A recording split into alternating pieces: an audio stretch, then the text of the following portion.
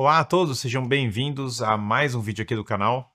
E hoje nós vamos falar sobre o que é direita e esquerda. Então, se você é novo aqui no canal, aproveite e se inscreva, dê o like no vídeo. E nós temos uma série de vídeos sobre filosofia política, sobre todos os sistemas. Então não deixe de procurá-los aqui no canal. E eu vou dar uma série de perspectivas sobre o que é direita e esquerda, tá longe de ter apenas uma definição. Mas acho que dando uma mistura de perspectivas de filosofia política e história, a coisa vai ficando um pouco mais clara, né? Então, algumas pessoas atribuem a origem direita e esquerda à Revolução Francesa. E, de fato, um tema bastante incontroverso é que claramente tem um lado mais à direita e um lado mais à esquerda na Revolução Francesa. Porque aqueles que sentavam do lado direito na Assembleia eram a favor de não avançar a Revolução, ou a favor, sei lá, da revolução mais moderada, dependendo do lado que estava ali, e aqueles que sentaram do lado esquerdo eram a favor de avançar a revolução. No caso da revolução, visivelmente a revolução ela encaixa naquilo que as pessoas entendem à esquerda. Ela quer destruir os costumes anteriores, destruir a hierarquia, enforcar o último nobre nas tripas do último padre, ou vice-versa, ou qualquer coisa, e ela quer desconstruir a moral e a ordem do mundo antigo, na perspectiva de criar um mundo novo baseado na ideia de igualdade. Então, visivelmente, essa ideia é a esquerda. E o outro lado, por óbvio, que estava mais apegado à religião, à monarquia, a todas as coisas que envolviam a família, a todas as coisas que envolviam ordem e estabilidade. Logo, todos os lados que são associados à Revolução Francesa, e o vermelho vai ser uma das cores. O vermelho vai ser uma cor tanto ligada à maçonaria, que vai ser uma das propulsoras da Revolução Francesa, quanto também era uma cor presente na Comuna de Paris, antes na bandeira de Paris, e vai servir como inspiração para a Revolução. E daí o vermelho vai ser usado como cor da esquerda em vários lugares, em vários países. Vai ter sido até colocado em bandeiras por influência da Revolução Francesa. Então a Revolução Francesa foi uma das definidoras do paradigma do que é direita e esquerda. Mas se nós voltarmos, né, voltarmos no tempo, e aí, claro, né?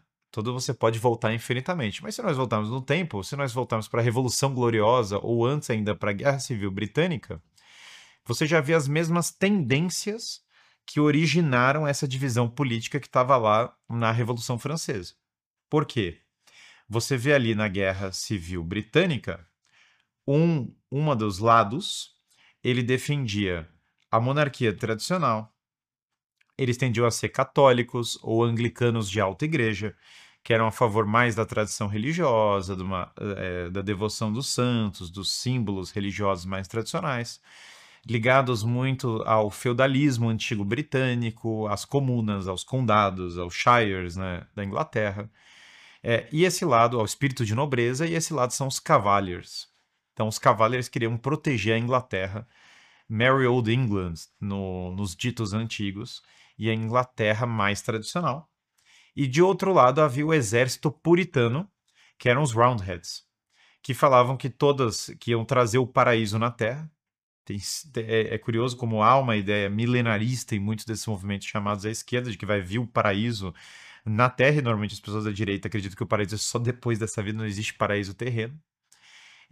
Esse paraíso vai vir porque eles são os puros, todos vão usar cabelos iguais, daí o termo Roundhead, que era aquele cabelo de Playmobil, e eles criam um governo autoritário chamado República, que é o governo do Cromwell, que começa a matar, inclusive, vários católicos, especialmente irlandeses, para trazer esse paraíso terreno.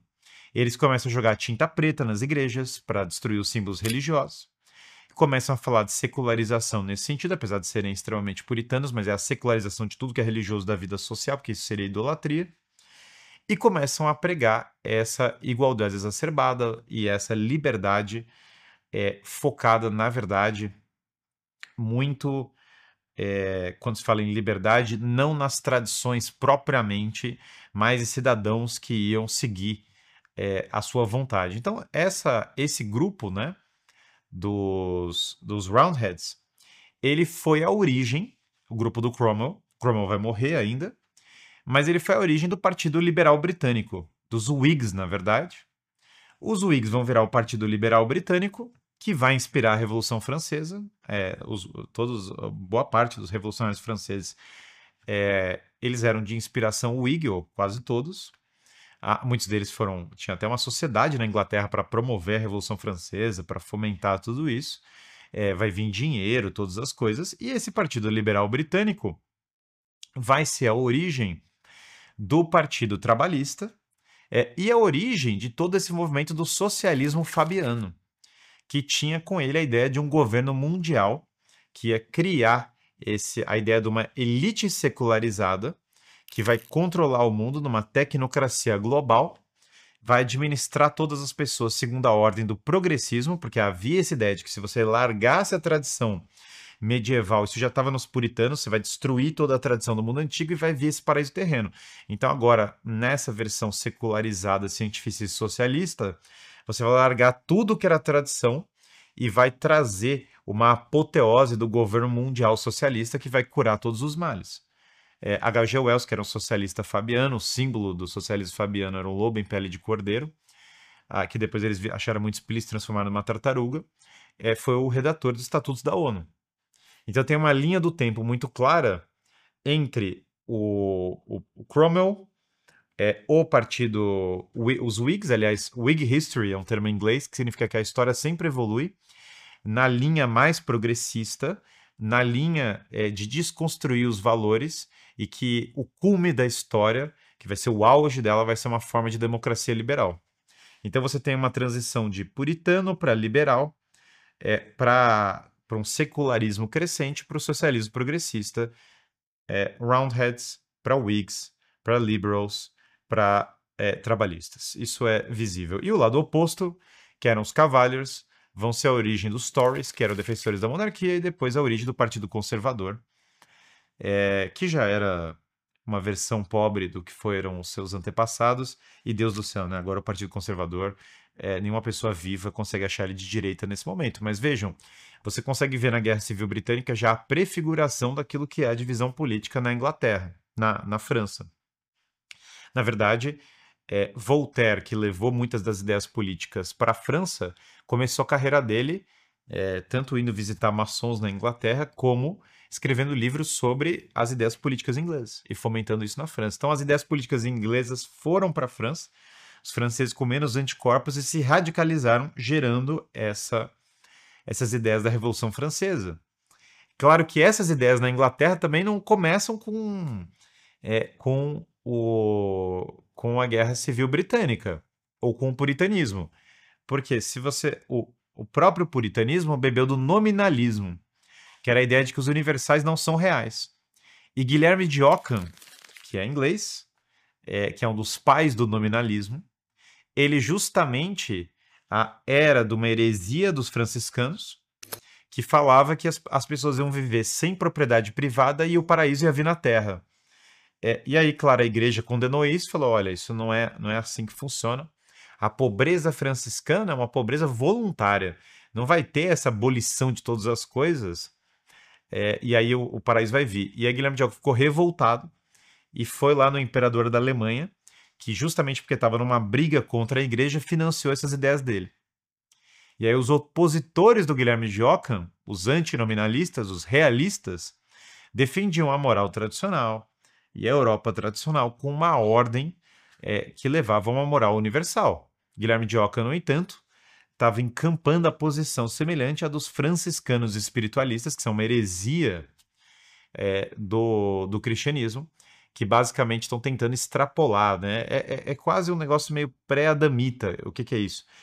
Se nós largarmos as nossas coisas, nós vamos ver como Adão, esse paraíso vai vir numa libertação total. Então, esse igualitarismo e essa desconstrução dos valores universais já está presente no nominalismo, que vai influenciar, por óbvio, os puritanos, que vão influenciar os liberais, que vão ser a origem do progressismo moderno. E a origem do socialismo, claro, Karl Marx vai ser financiado, vai escrever boa parte da obra dele, vai sair da Alemanha e vai escrever na Inglaterra.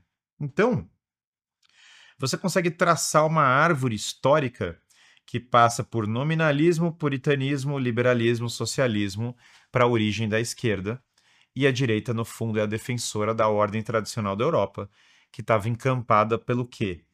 pela filosofia grega, pela religião cristã e pelo Império Romano, pelas noções de ordem e autoridade, e, portanto, toda a reação, daí já vem a palavra reacionário, que era quem reagia contra a Revolução Francesa, toda a reação contra esse movimento de desconstrução do Ocidente, desconstrução desses itens que eu falei, era uma reação considerada à direita. Essa é a leitura histórica, no entanto, não é a única, porque, na verdade, direita e esquerda são símbolos de ordem e desordem. Todos nós temos um conhecimento intuitivo do que é direita e esquerda. E é por isso que a definição de que direita é a ordem e esquerda é o caos, ela é muito profunda, embora algumas pessoas podem falar, não, ela não é. Ela é, quando você analisa melhor. Por quê? Se eu pegar e eu falar assim, uma pessoa bêbada correndo drogada na rua, direita ou esquerda? As pessoas, veja, elas têm um conhecimento intuitivo de se isso é esquerda ou direita. Todos vocês sabem a resposta. Se eu falar padre celebrando a missa em latim, direita ou esquerda? Eu não falei o posicionamento político de nenhuma dessas duas pessoas. No entanto, a pessoa pelada, bêbada na rua e o padre celebrando a missa em latim, todos vocês sabem qual deles é esquerda e qual deles é direita. Do mesmo modo, pai de família que paga as contas em dia versus o jovem sustentado pelos pais. Vocês têm um conhecimento intuitivo do que é direita e esquerda. E a questão do porquê vocês têm isso é porque, na verdade, direita e esquerda, direita quer dizer o reto, a palavra quer dizer isso. E esquerda quer dizer o torto. Literalmente as palavras são assim, né? Vem até da noção de mão direita, que a mão direita das pessoas que são destras é a mão que escreve corretamente, a mão esquerda é a mão que erra, é a mão equívoca. Na verdade, se você olhar no Evangelho, os que são salvos estão à direita de Deus Pai, os que estão perdidos estão à esquerda, né? Então, na verdade, como direita e esquerda são símbolos de ordem e caos, tudo que é a ordem moral e virtude é intuitivamente considerado como esquerda. Eu nunca vi uma pauta do direito das pessoas sei lá, até existe essa pauta, né? Que pauta que eu vou falar que não existe? Mas de se identificarem como animais. No entanto, todo mundo sabe que essa é uma pauta à esquerda. Independente dessa pauta ser discutida ou não, mesmo que ela seja uma pauta do futuro, né? Mesmo que a gente projete pelo direito das crianças geleca, né? Transhumanistas geleca. Todo mundo sabe que essa vai ser uma pauta à esquerda, independente dela existir hoje ou não. Isso é assim porque tudo que questiona um princípio de ordem e moral e fala de uma igualdade total já é esquerda. Aliás, toda vez que existe distinção, isso já coloca a pessoa na direita. Por quê? Quando eu falo isso é melhor do que esse, eu já comecei a criar uma hierarquia. Eu falo, tem coisas mais bonitas do que outras, eu me coloquei numa hierarquia. E ao me colocar numa hierarquia, eu estou julgando, eu estou distinguindo. E ao julgar e distinguir, eu estou intuitivamente me colocando à direita. Se eu vir e falo, não, todos os quadros são iguais, não tem um quadro mais bonito do que o outro. Todos os seres humanos são iguais, não tem um ser humano mais virtuoso do que o outro. Todas as pessoas são igualmente competentes, elas deveriam ser remuneradas de maneira igual. A falta de distinção joga a pessoa para o caos. Jogando a pessoa para o caos, joga a pessoa para a esquerda. Se a pessoa, no entanto, tem um mínimo de gosto e ela tem um mínimo de capacidade de julgar as coisas, e, portanto, o direito é julgar mesmo, é óbvio, né? Ah, mas o Evangelho fala não julgueis. Sim, mas o Evangelho fala não julgueis é a intenção, mas as ações ele quer que você julgue, ele quer que você saiba qual é o certo e o errado. Eu não julguei o interior da alma das pessoas, não julgueis as coisas objetivas da moral. Isso, aliás, o Evangelho inteiro é assim. Então, quando você faz um juízo objetivo da realidade, você já está se colocando à direita. É por isso que a esquerda, historicamente, você vai ver a morte de Deus, a tentativa de abolir Deus da sociedade, depois a tentativa de matar o rei, porque o rei é um princípio de ordem, porque primeiro Deus é um princípio de ordem, depois o rei é. Depois o ódio contra o dono de uma empresa, o CEO de uma empresa, depois o ódio contra o pai de família. Isso é em ordem, né? Depois o ódio contra a própria figura masculina. Mas vejam, se eu mato Deus, o próximo é o mini monarca, que é o rei, que é o zelador de Deus na Terra. Depois eu mato o rei. Agora eu tenho que matar o CEO, porque ele é o monarca da sua família. Depois eu tenho que matar o pai de família, porque ele é o monarca daquela casa. E depois eu tenho que destruir até o homem, porque ele é biologicamente diferente, sei lá, da mulher. Mas o ponto todo nisso é que há uma luta contra tudo que é autoridade. Porque a autoridade legítima já te aponta, por óbvio, para a moral. E a moral já te aponta para a distinção das ações humanas. É por isso que onde tiver distinção tem direita, onde tiver hierarquia tem direita, e onde tiver moral tem direita. Se vocês duvidam, comece a defender qualquer hierarquia de qualquer coisa. Você vai ver como você vai se afastar do professor ideológico universitário médio imediatamente. Chega numa turma da faculdade e fale: olha, professor, é que a arte renascentista é superior, porque ela é mais harmônica à arte desconstruída moderna. Imediatamente você pode não querer. Você pode falar: não, eu quero ser de esquerda, eu quero fumar maconha e tal, mas eu quero fumar maconha e ser vagabundo. Eu entendo. Mas a partir do momento que você falou que tem uma arte melhor do que a outra, você se colocou na direita. Inevitavelmente. A partir do momento que você falou assim: olha, eu quero ser corajoso e não covarde, você já se colocou na direita. É por isso que eu falo que direita e esquerda são arquetipicamente símbolos de ordem e desordem. Se você pegar sei lá, o rei Davi e os filisteus são à esquerda e o rei Davi à direita. A pessoa pode não querer seguir assim, mas é assim.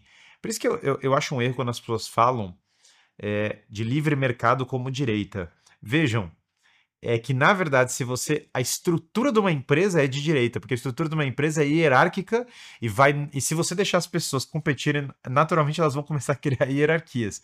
Mas isso não quer dizer que a política econômica vai ser tal que é direita ou esquerda. Não é bem assim que funciona. É simplesmente o fato de que toda vez que você encontrar princípios de ordem, você vai estar ali vendo algo que é direito. Obviamente, você vai ter o princípio da religião, que é superior ao princípio político, mas tudo aquilo que é ordem política gera direita e esquerda. Então é isso, direita e esquerda tem sim uma árvore que vai desde o nominalismo até o progressismo atual, uma árvore histórica que implicam elas, mas elas também são símbolos do comportamento humano em geral e de tudo aquilo que é hierarquia. E se for assim, direita e esquerda não são simétricas. Não é que tem um equilíbrio entre direita e esquerda. É que, na verdade, em sociedades que não estão se autodestruindo, não tem esquerda, entendeu? Só tem uma. Qual é a esquerda, né? Do Japão da era Tokugawa. Seria o cara que seria contra o Japão. Não, a ideia mesmo da existência de uma esquerda já é um sinal de uma sociedade que está contra a sua própria origem, né? E, portanto, não há natureza simétrica entre direita e esquerda. É isso, pessoal. Essa é uma concepção inicial, né, do que é direita e esquerda. Direita é o certo, esquerda é o errado. Ei, nesse sentido, Lúcifer foi o primeiro revolucionário. Foi a primeira pessoa que cavou o próprio reino em rebelião contra Deus. Como disse o Saul Alinsky, mentor do Barack Obama. Eu concordo com ele, o primeiro revolucionário foi Lúcifer. De lá para cá nada mudou. Outro revolucionário foi Judas, que falou: por que não doa para os pobres? E aí fala o evangelho que ele diz isso porque era ladrão. Outro revolucionário foi Barrabás, que literalmente queria fazer uma revolução contra o Império Romano. No entanto, tudo aquilo que é ordenado afasta as pessoas do caminho da revolta pela revolta. É isso, uma concepção inicial de direita e esquerda. Tem muitas aulas de filosofia política no Filosofia do Zero que vocês podem aproveitar, então eu vou colocar o link aqui abaixo. Não deixe de se inscrever no canal e acompanhe para mais vídeos. Até a próxima e um abraço para todos vocês.